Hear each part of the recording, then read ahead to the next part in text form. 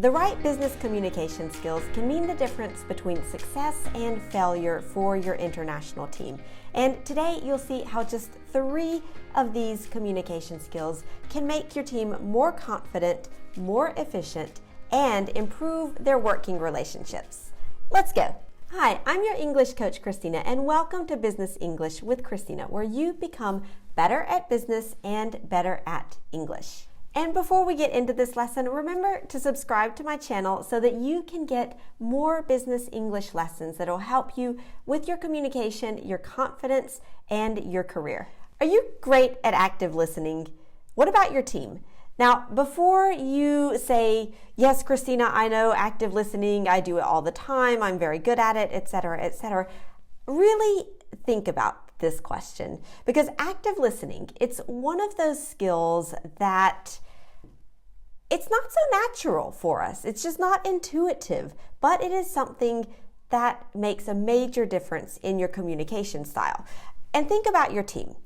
Would you describe your team as dynamic, competent, outgoing, experts, etc.? Then there's probably a good chance that they like to talk a lot, but maybe they could use some help becoming active listeners. If you want your team to feel confident and to be able to really build rapport with their coworkers, with clients of your company, with prospects, whoever, you'll really want to encourage active listening.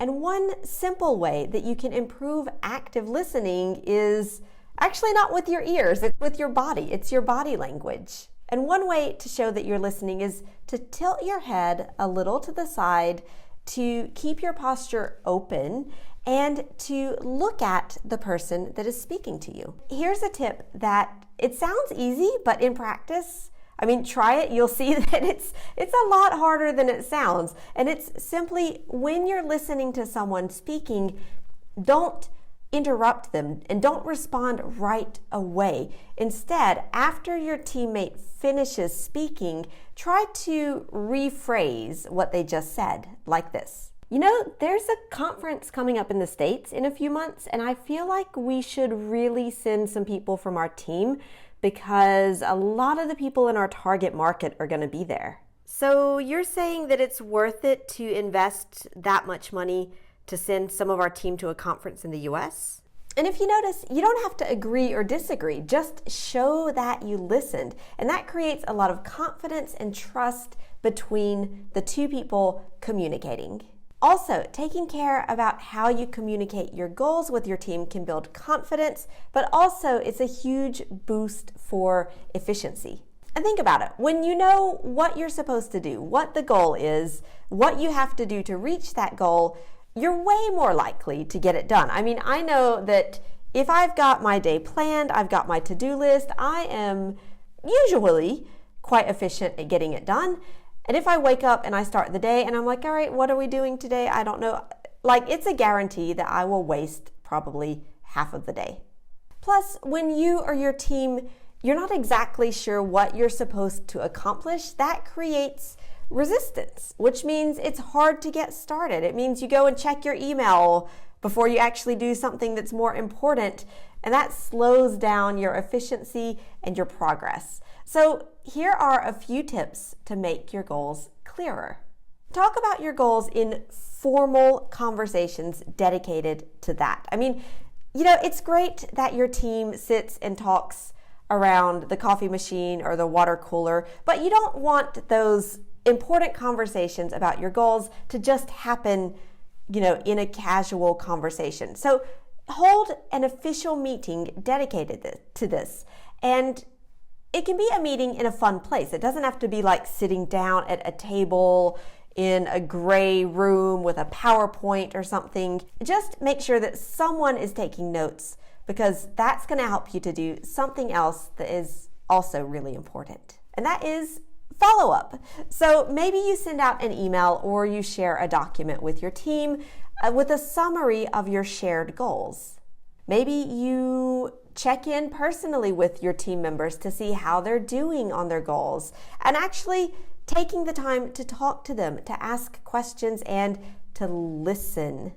And especially in an international context where people are working hard to communicate in different languages, then following up is even more important to make sure that everyone is on the right track and everyone understands everything.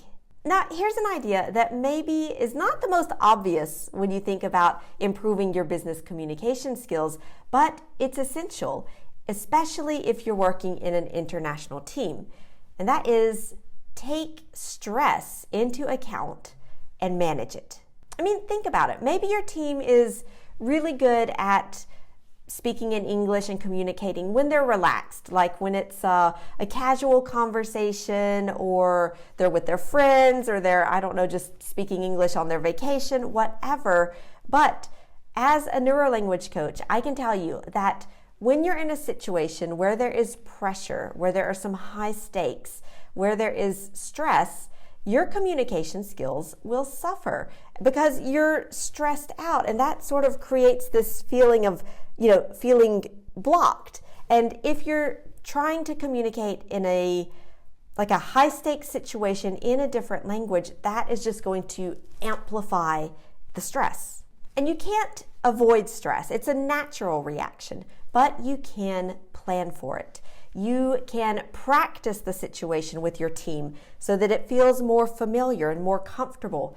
You can encourage your team to adopt practices like meditation, going out for sports regularly, maybe going out for a team workout the morning of that big meeting to really evacuate some of that stress. Or if you don't have time or it's just not possible, just take a minute to calm your breathing.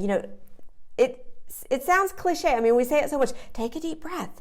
But it really does work, because what it does is it slows down the brain waves. It slows down your heart and the blood that is pumping fast through your body, and that helps to create a situation of calm. So the minimum, go and hide in the toilets a little bit and take a few deep breaths before this big meeting, and that is going to help you to manage that stress. And if you need help planning and preparing for your next challenging business communication situation, did you know that I have some live, free, interactive workshops every month for key business situations? You can get your invitation to these workshops in the link that's below this video. It's absolutely free. It's once a month, and it can really help you make a difference. And if you don't use it, you lose it. So here's how you can use some of the things you learned today. In the comments below, tell me, what is a communication situation or an event in your business that makes you feel stressed? And how do you manage that stress? Tell us about it in the comments. I'm just curious to see what your own stress management techniques are to help you be better at business and at your English. And if this lesson was helpful for you, there are 3 simple ways that you can tell me, and I would love to know. You can give this lesson a thumbs up on YouTube and subscribe to my channel to get the future business English lessons. You can go over to my blog and read a very nice, very thorough, very complete article about business communication skills and stress management, and doing all of that in English. And you can watch this next lesson, How to Get Unstuck, 9 Practical Expressions for English Conversations. Thank you so much for improving your English and your business with Business English with Christina, and I'll see you next time.